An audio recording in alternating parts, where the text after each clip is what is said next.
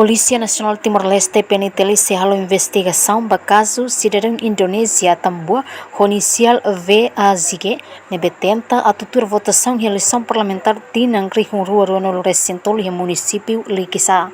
Porta-voz Comando Geral PNTL Superintendente Chefe Polícia Arnaldo de Araujo atau assunto para jornalista Sira Lihusi conferência imprensa realiza o Comando Geral PNTL Kaikoli terça-feira lorong no Recentol Fulang Maio tinane. Chefe Polícia Arnaldo de Araujo actuer cidadão Indonésia ho idade no Recing ruane e a lorong no Recing de Fulang Maio tinane koko a tutur votação e o município Likisa. Maio 2023 e a cidadão Indonésia emanet Timor-Leste nia reformado si Polri nama helona iha Liksa Lavlete ini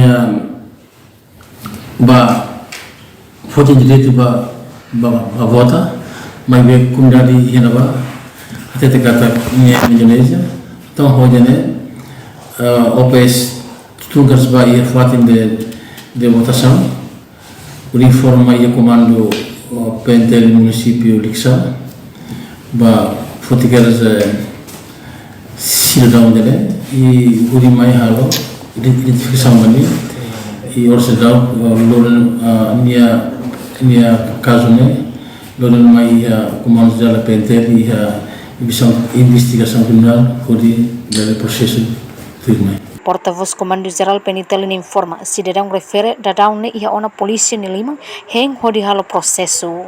Enquanto tur jurista Timorong Fernando de Carvalho Timorong nebe hela Indonésia sira laia direito a tutur votação iha Timor-Leste. Também jurista ne husu ba Ministério Público recomenda ba PNTL hodi halo investigação profunda ba caso ne. Husu Ministério Público nessa nação karena bahasa penal dele recomenda a polícia por 5 ngai Ministério Público-nya nerima hal investigação pronto beda hal investigação profunda beda dengan podia TLC maka autor fasilitador bagaimana cidadão Indonésia mencuri eleição em Timor. Tem que halo investigação também tur informação nebe ia kata cidadão Indonésia ne tur votação atu badala ruana nunini husu atu labela tau culpa do partido Sira kata partido mak facilita aktu documentos basira reportagem Beatriz Vela televisão Timor Post. Janela informação by Emma Hotu atu reta informação atual dia kliu kita haluha hane hambutão subscribe like halo comentário no fahetutang ba media sosial Hotu.